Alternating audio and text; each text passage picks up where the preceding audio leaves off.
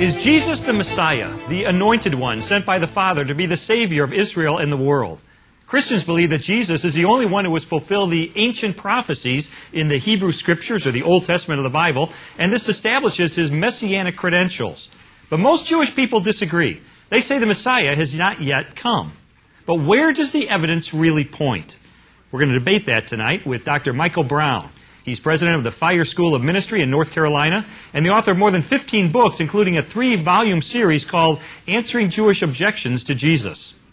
And here's Rabbi Shmuley Boteach, author of Face Your Fear, syndicated columnist, and according to Talkers Magazine, one of the 100 most important radio hosts in America.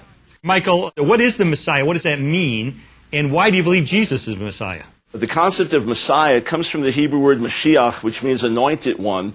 And over a period of time, God revealed to our people Israel in the Scriptures, not my opinion or your opinion, because there are different branches of Judaism and different opinions within Judaism and different groups. And there are atheistic Jews and very traditional Jews and Reformed Jews, and everyone has a different view. The one sure thing we have is what's written in the Word. And over a period of time, God spoke to us, to our forefathers, to the Jewish people, about the Messiah of Israel, that he would come and that he would die for the sins of his people, that he would be rejected by his people and yet embraced by the nations of the world, and that he would come and die and rise from the dead before the second temple was destroyed. If Jesus is not the Messiah, there can be none, because the second temple was destroyed over 1900 years ago. And the Scriptures go on to say that he would have a priestly ministry, which is one of atonement, which is one of making people come back to God, reconciliation, just like happened with me, that through him the Gentiles, the knowledge of God would go to the Gentiles around the world, and then he in fact would be embraced by his own people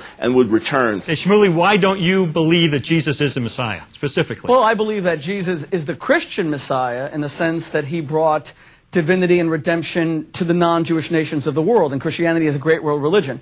He is certainly not the Jewish Messiah, because the Jewish Messiah is a radically different notion to the Christian Messiah.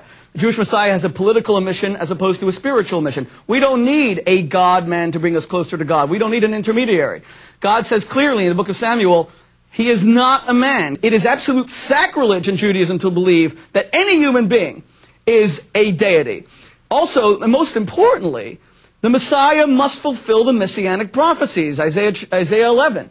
He must cause the wolf to lie with the lamb and change human nature away from belligerence and animosity, even animal nature.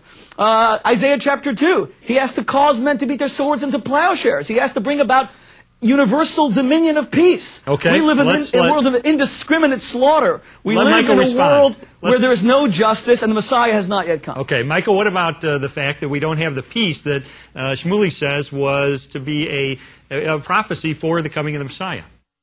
Well, first he quoted some of the prophecies I firmly believe. He left out the other prophecies because Jesus fulfilled those, and only Jesus fulfilled those. For example, prophecies like Isaiah 42 and Isaiah 49 and Isaiah 50 and Isaiah 53, which speak of the suffering of the servant of the Lord and being rejected by his people and yet being accepted by the Gentile nations and bringing healing and redemption to those who believe in him. Shmuley also made the amazing statement that the Messiah's mission was political versus spiritual, and then he quotes all of these spiritual passages like Isaiah 11, which speak of the whole earth being filled with the knowledge of the glory of God, and Isaiah 2, which speak of all the nations streaming to the God of Israel. Of course it's a spiritual mission. See, here's the interesting thing. The Old Testament, the Hebrew Scriptures, do not say, stop the music, here's a messianic prophecy, and put it in quotes.